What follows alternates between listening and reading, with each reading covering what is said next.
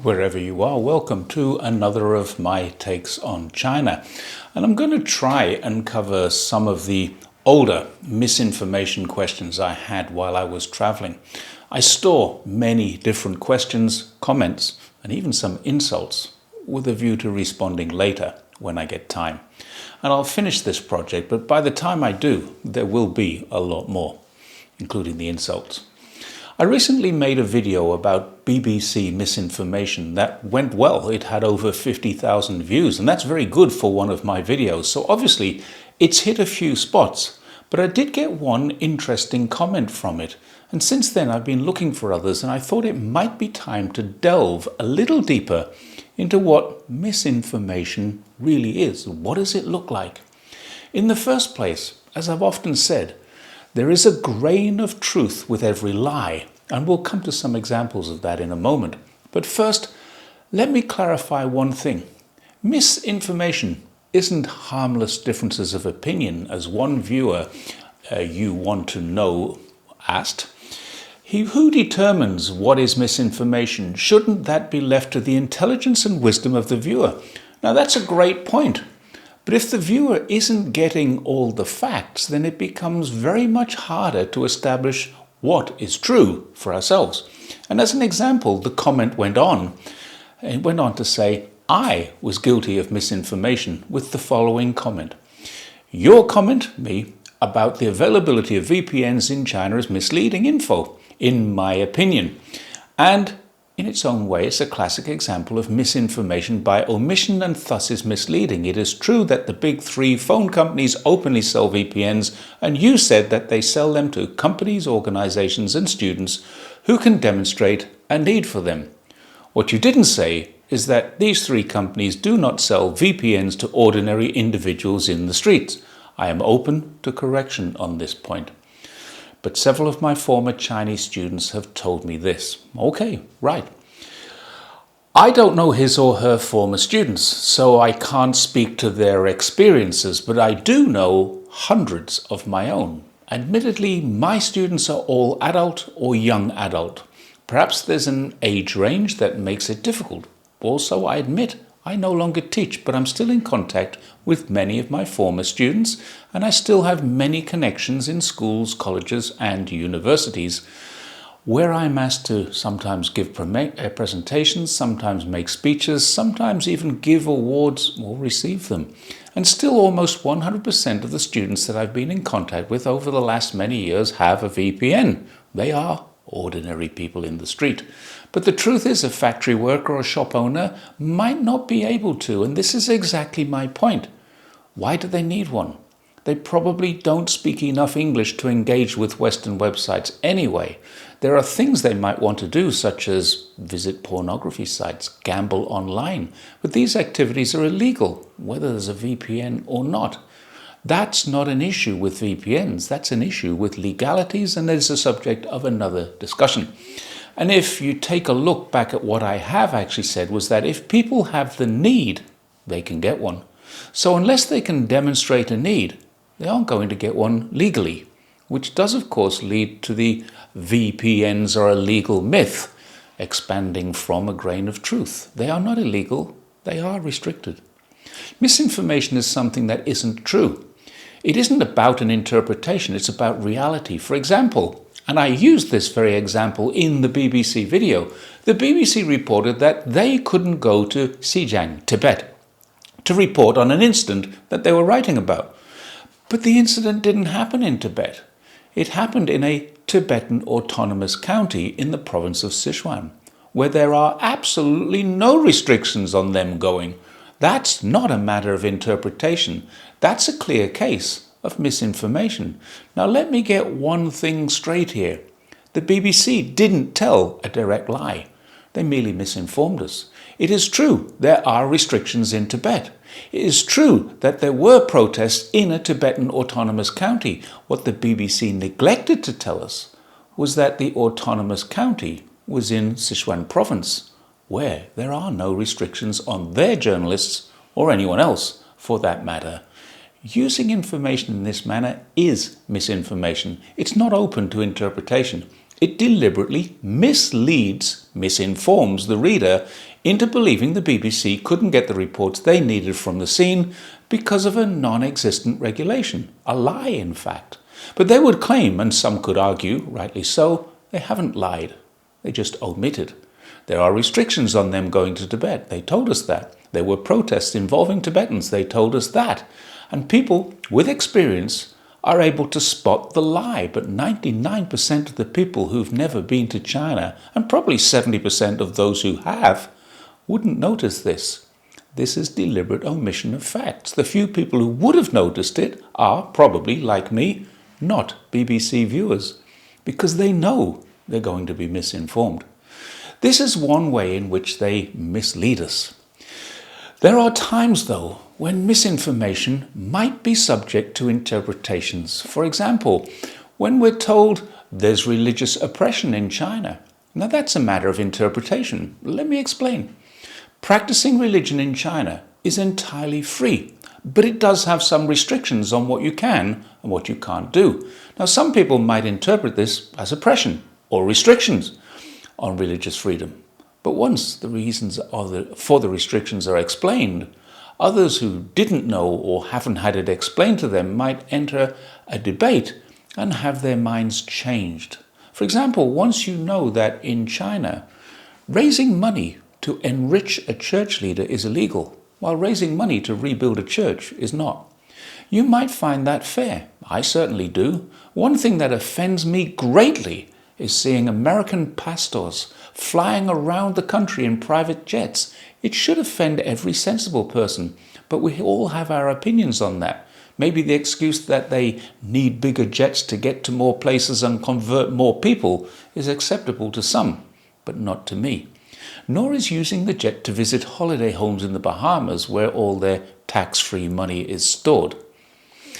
Proselytizing or preaching, sending missionaries from one place to another to change the minds of people into following your God instead of theirs is also illegal in China. People are free to choose, but no one is free to coerce, enforce, or even encourage others to follow them. Break the law. Some people, particularly those who wish to be missionaries, consider this to be a bit harsh. Personally, I don't. Children are not allowed in church, although it's a rule that is very widely disregarded, and many people, especially foreign Christians, do take their kids to church. But I have my own personal experience to fall back on in this respect, because I was very influenced by a very religious family, my parents. There was a time as a 10-year-old that I was influenced by a missionary returning from years in Africa. So at the age of 10, I thought this looked good. I wanted to be a missionary without a single clue as to what sort of life that would mean to me. At the age of 11, I went off to live in a seminary for 2 years until I realized this was not what I wanted. No child of 10 should be put into that position. There are interesting parallels here in almost every country. Kids can't be prosecuted as adults generally. They can't drink, smoke, have sexual relations, nor can they vote, join the military, or do a great many things until they're adults. And we think these are sensible restrictions because kids don't really understand the dangers, the risks, or the implications. For the same reason, China says no religion until they're old enough to understand it. What's wrong with that? If a child can't make a decision on what gender they want to be until they're over 18, then surely they shouldn't be making decisions on what religion they want to be until they're old enough to understand and educated enough to decide. Preaching hatred of other religions or ethnicities, discouraging your congregation from getting medical treatment because God will cure you, or if he doesn't, then it was your time for him to call you, is not legally allowed in China. And I view this restriction as perfectly normal. But I did have a religious friend in China who died very early because he felt God would care for him in his life and would look after his children after he's gone. Now, I don't know what became of his children, but the two teenagers unnecessarily lost their father because of religion. Once you understand the restrictions that China has on religion, you might understand But if you aren't informed, then you're misinformed and you won't have the chance to understand. I've never yet seen these restrictions explained in any Western media. Therefore, I would describe this as misinformation by omission. So, can I ask you at this moment to take a second, hit the like button so that this gets more widely spread, and consider sharing this on your own social media. My coverage is growing, my audience is widening, but the anti-China narrative is huge and people need to consider the other side. Even if they don't agree with it, help them to consider it. Send it to your anti-China friends, we all have them. Ask them to watch, read, or listen to it, and challenge me in the comment section. If they call me names, I won't bother to respond. But if they have a question or even an argument, I'll answer them. I will get back to them with facts.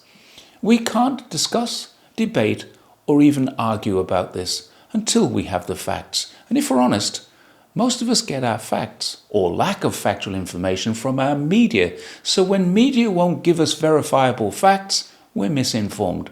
Opinions fired at us from a position of ignorance, in the true sense of the word, people debating us simply don't know they're misinformed. So there are differences in interpretation, and then there is the misdirection of facts. Both are misinformation, but the religious one might be an acceptable, debatable point, while location of where we're told that Tibet has restrictions is a geographical fact. In other words, we can interpret things differently and form differing opinions because of our different experiences. But we can't say things which are not true and expect to be considered a reliable news source. The Chloromancer 3310 had a different point of view. The issue is more severe than just misinformation. The US has mastered the art of using propaganda and misinformation to 1. Destabilize country, 2. Subvert segments of the population, I guess their own population, especially the youth, against their national governments and interests, and 3.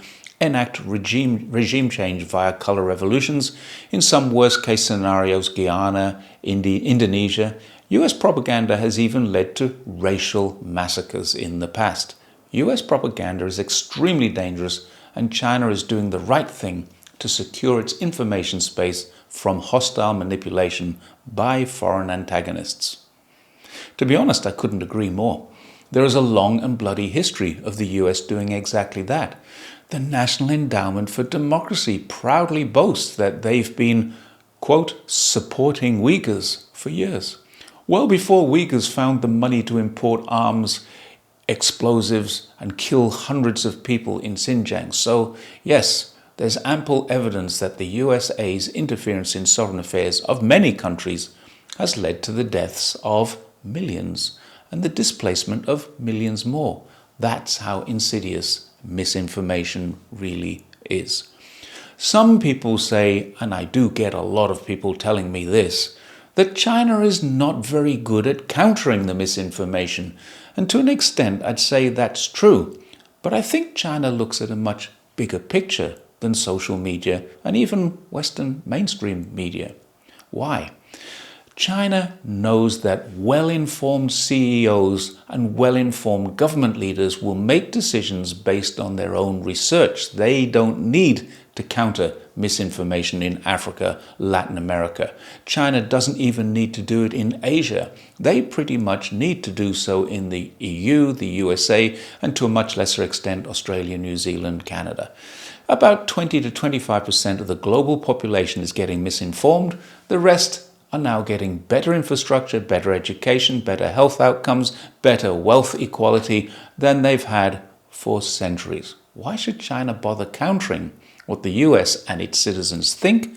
The EU, the UK and Australia, etc. all have enough problems of their own, and China has expressed a willingness to help. But their governments need to overcome the anti-China bias that has caused their downfalls in economic trade. If they can't, it isn't going to be China's problem. As for the USA, they're just finding out how misinformed they already are and starting to learn.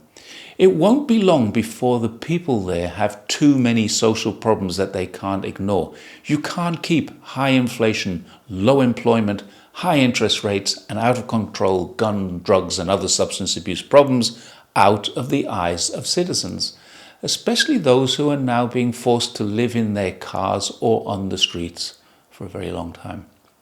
Some people say China isn't transparent and they don't inform the world of what they're doing. In a classic case of misinformation, I would 100% disagree with that. China does. The CPC are quite transparent about everything they do. They release white papers. They post information on the State Council Information Office website. They have press releases on a daily basis in English and in Chinese. And Chinese media picks up almost every story and runs with it. Chinese citizens are informed to the point of being over-informed, overcapacity of information. China deals diplomatically with every country in the world which recognizes them as the one China. Having done all that, they're not aloof about it. They're simply saying if people are too lazy, too ignorant, or too racist perhaps, to inform themselves, we'll deal with the people who aren't. And that's actually about 85% of the global population. The white Anglo world is only about 15% of the population. Many of them already know the truth about China too. They and the rest of the world are doing fine in their relationships with China. What people don't realize is that China and the Chinese people, including the CPC, not the CCP, are not anti-American. They don't interfere with the sovereignty and internal affairs of the USA. They treat other countries, all other countries, with respect. This is not, nor will it ever be, a weakness or cowardice by well-informed people. This is a country which has the respect of much more of the global community than most people in the white Anglo-Saxon community perhaps realize. Take a look at the SCIO English language website. See who China is really dealing with. It will blow your mind if you allow your mind to be blown. Thanks once again for watching My Take on China, and I will see you next time. Bye for now.